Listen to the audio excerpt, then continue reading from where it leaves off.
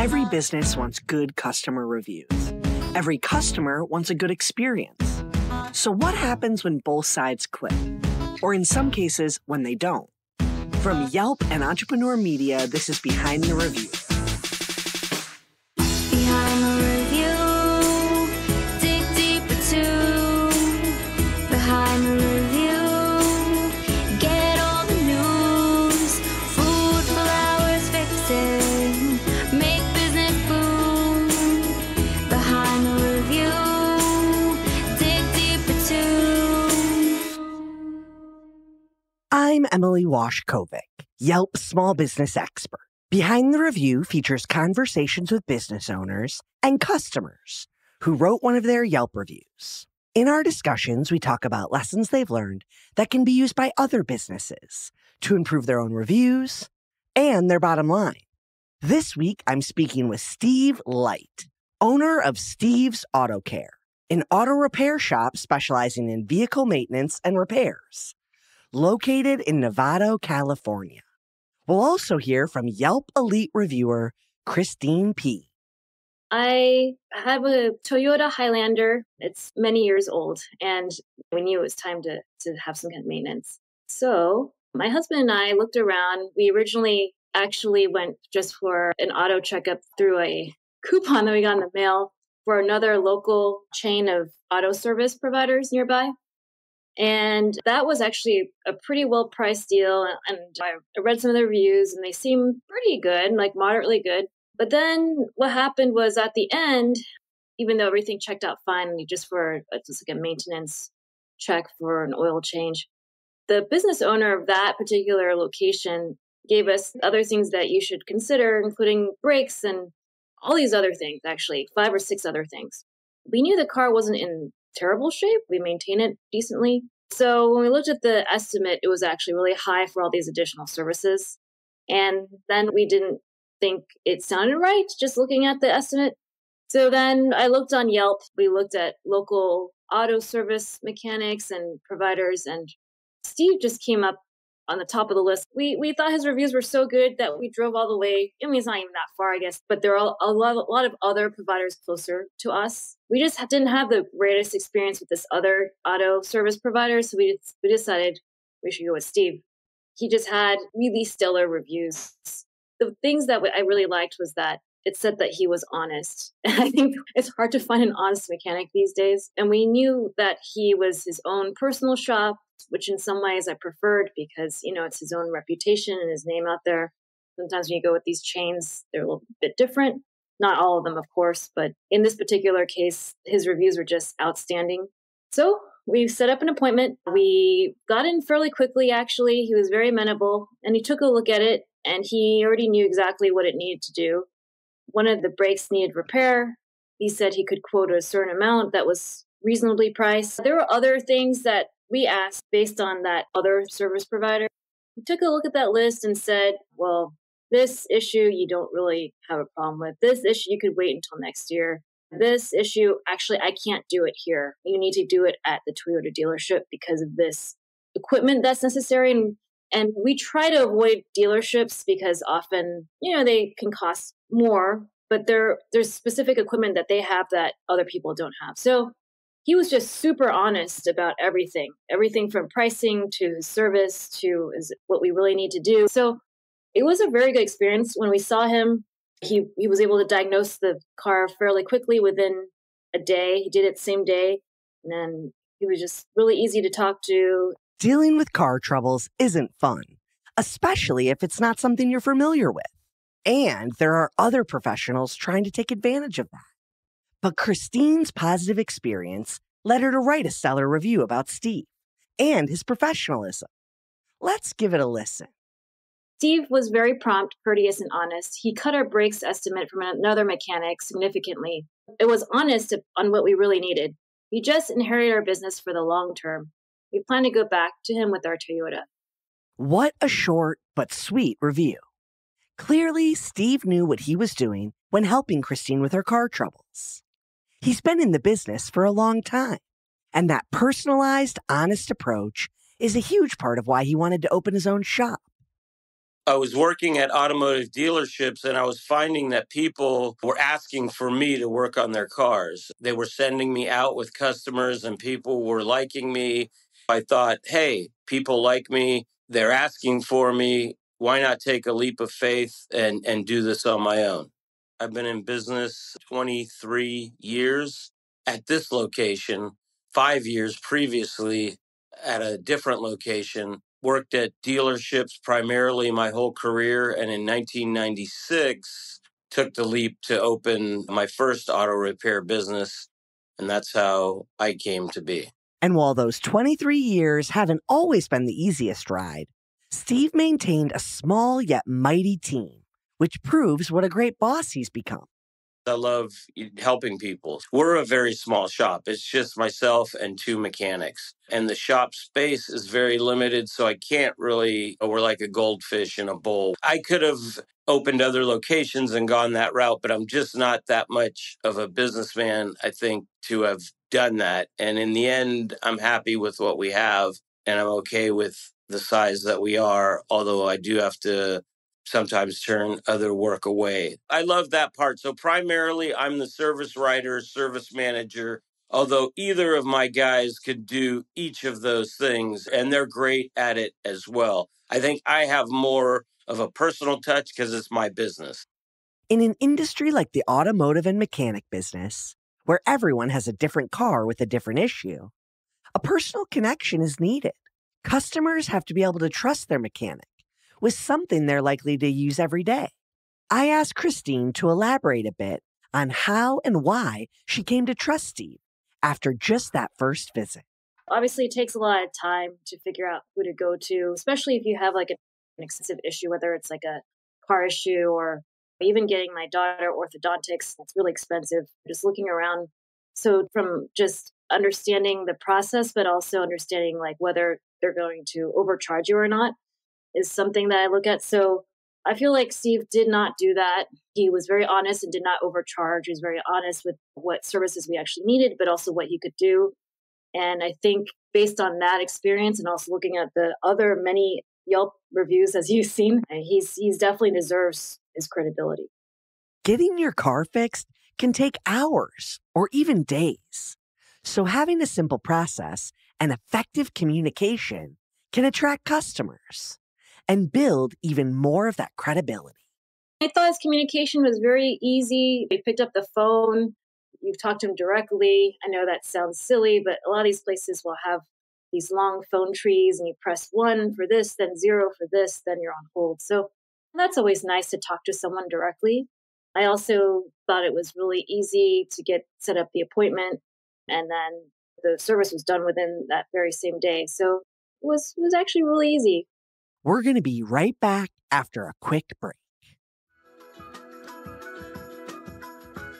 You're a growing business, which means you need every spare hour you can find. That's why the most successful growing businesses are working together in Slack. Slack is where work happens, with all your people, data, and information in one AI-powered place. Start a call instantly in huddles and ditch cumbersome calendar invites. Or build an automation with Workflow Builder to take routine tasks off your plate. No coding required. Grow your business in Slack. Visit slack.com to get started. A great business prioritizes both its customers and employees. Keeping the buying process easy for customers is great, but Steve focuses on honesty and longevity as the main part of his business model, which is what has convinced customers to keep coming back. What I think a lot is approach. How can I save people money? Do the repair a little bit differently. In other words, taking something apart and fixing it as opposed to just replacing a bunch of parts. So my whole approach is like, how would I treat my family? I treat everybody as if they were my family. So that you still have to run a business and make money. I mean, don't get me wrong. Business is about making money and profit, but you can also do it in such a way where you have both. You provide ethics and do things the way you think you can save people some money and also make yourself money to provide your employees with benefits, retirement, which I do all of those things. So yeah, my employees get full benefits. They even get money into their retirement accounts from me, and we make people happy. So you can do it. A perfect example of this business model in action is actually with Christine. Let's hear about that experience from Steve's perspective. So what happened with her specifically was she took her car into a chain location. They wanted to sell her rear brake pads, rear calipers, and rear rotors. Now, I said, she called me and gave me the estimate and I said, look, let me look at it because that we don't usually do all that when we do a brake job. And I was doubtful that she needed all that. She brought her car in, we put it up. Now, it wasn't illegitimate what they were saying, but what we ended up able to do was her rotors, brake rotors, which are these metal discs, were fine. The calipers were binding, but we were able to repair them. So instead of selling her new calipers, we took them apart, cleaned out the rust with these tools that we have. And I think she got out of here for a third or less of what I think it was a quarter of what they wanted to charge her. And we felt confident that the repair was fine. So that's how we ended up saving her money. That's how that whole transpired. It wasn't that they were wrong. Their approach was just to replace everything because that's probably big chains have to look at liability and look, they're like, this is how we fix. They have policies. I can fine tune my policies because I'm out there working with the guys and we know what we can fix and how we would go back to how would we fix this if this was your mom's car or my mom's car. We want it safe. Don't get me wrong. I didn't want to shortcut it, but we were able to fix her calipers. We still made profit on the job, still made our profit margin, and we saved her 3/4 of what she was going to pay. For a small and local auto shop, Steve's goal isn't just to make a bunch of money off one customer, one time. Instead, he's successfully created this delicate balance of fixing just the necessary parts of an issue, all while still keeping his business running. That way, he's the first person people think of when their vehicles aren't running smoothly.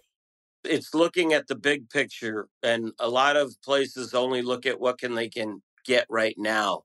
That's kind of the big chain store dealership mentality. Let's shear the sheep, we call it in this business. Well, we're looking at just giving the sheep a haircut so they keep coming back. So it's really looking at the big picture, creating customers for life. And I've had customers that have been with me. I've seen their kids from babies to now driving cars to now having families. So it's a generational thing, right? It's looking at the big picture. Working for a local business doesn't come without struggles. But Steve makes sure his business isn't catered just for customers. As he mentioned before, he makes sure his employees get full benefits, and he treats his employees with the same kind of personal connection, positivity, and respect as he gives his customers. All I do is lead by example. If you come in, you'll see me cleaning the toilet. I'm a hard worker. I've never learned how to work smart per se, although I probably do more than I give myself credit. But I'm here first thing in the morning, and we do have a skeleton crew, which allows us to kind of keep more of the profits. So, right, I don't hire somebody to clean the bathrooms. I do it myself. I take pride in, hey, I'm not above anything. So I guess it's just by example that my guys have, they may not agree completely, but they see what I do. And ultimately, your employees will kind of model what you do. In the end, they may resist, but I'm more of the kill them with kindness type of person. So I just keep slugging away. And also, I reward positively, not negatively. So while I will give criticism or constructive criticism, I more try to reward good behavior and also kind of go that route in if I want. We all have different personalities, and this is a blue collar business, and we all have grown up with challenges, and none of us are really that different. So it's really about connecting, showing that I'm not just here to use you up and spit you out. I'm slugging away with you. But as I've gotten older physically, I've had my own challenges and realize all of these things come into play. But I think that's mainly is just leading by example and hoping ultimately at the end of the day, when you pay people right, treat them right, show them that you're going to get down in the trenches with them. And believe me, not everybody can do this, but I'm an auto mechanic. That's first and foremost what I've done. Don't touch the cars too much anymore. And now I have to delegate more. But if I had to do it all over again, I have much more knowledge now about hiring people and questions to ask rather than I didn't know. So it takes a long time to develop those skills. For example, even though his business is in the customer service industry, Steve doesn't pay based on commission. My business is very specialized. We do things that we know how to do well. That way we can do them efficiently. And that's what leads to profit margins that can then allow you to share the profit with your employees. So while we can't help everybody, that's the bummer. A lot of people we can't help, but the ones that we do, we kind of specialize in the cars we work on and also the type of repairs that we do. So that it limits somewhat to what we do in the totality, but what we do very well. And that's what leads to going back to your other point, it's really about ethics and integrity. I think those are the two main factors that led me to want to branch out on my own. I had this level of integrity. I was developing this personal growth to where I wanted to just be honest, not have to adhere to commission based.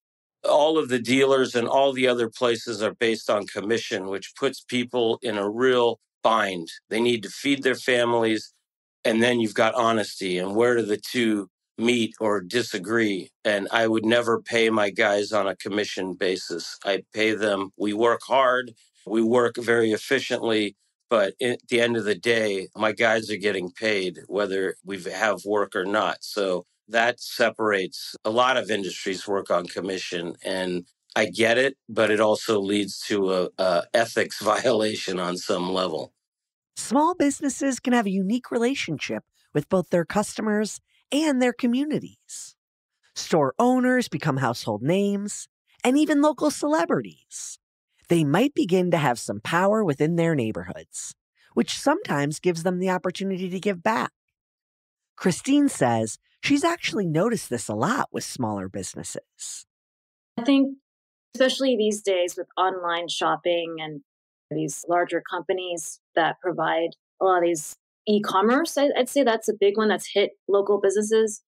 I think it's so important to support the local industry, especially during COVID when I think it was a lot of these little local businesses couldn't survive. I've seen it with my own in-laws' restaurants. One of them actually folded during COVID. So I know from experience how hard it is. And so I think supporting local businesses just to let other businesses survive is just key.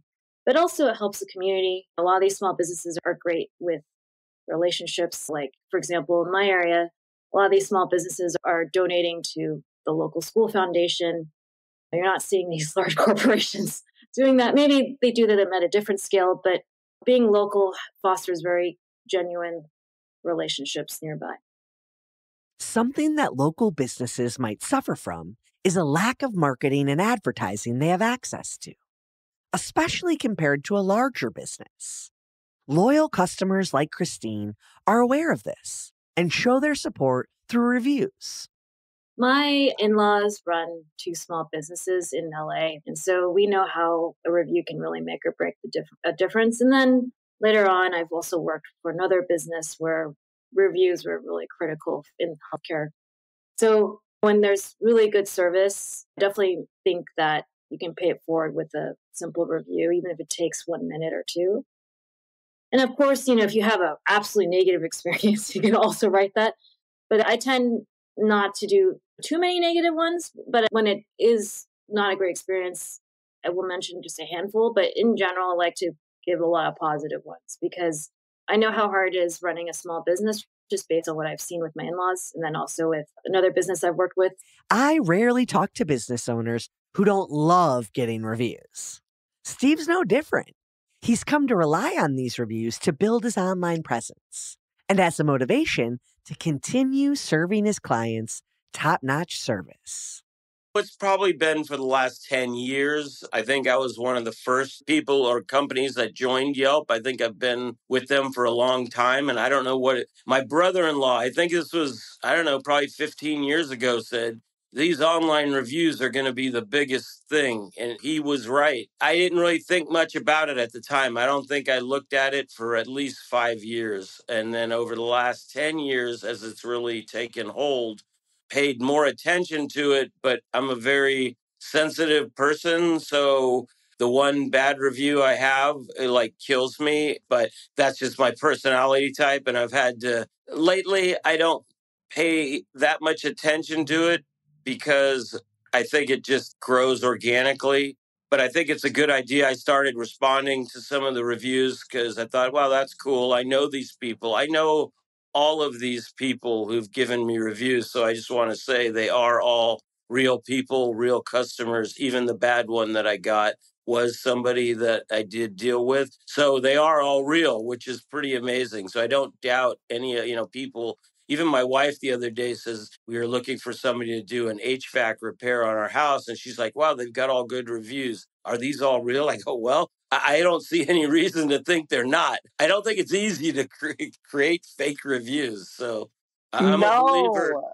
I'm a believer now. And if some people probably hire people to deal with it, I just let it go right now because we're a small company and we just do what we do and let the chips fall where they may, so to speak. But I do go on my Yelp page probably once every week or two, maybe once a month, to see if there's a new review, just to check it out. And I'll tell you, if I'm feeling down, I look at those Yelp reviews. I start going through them and it brings my spirits up to look at and read them and know those are the people that I've helped. So it does lift my spirits when I get down to look at my reviews. In fact, Steve has trusted these reviews so much that he doesn't do any extra online advertising. Yelp has provided me more business. Of all the resources that I've had, Yelp has got me more customers than anything, I believe. So I am so grateful and indebted to Yelp.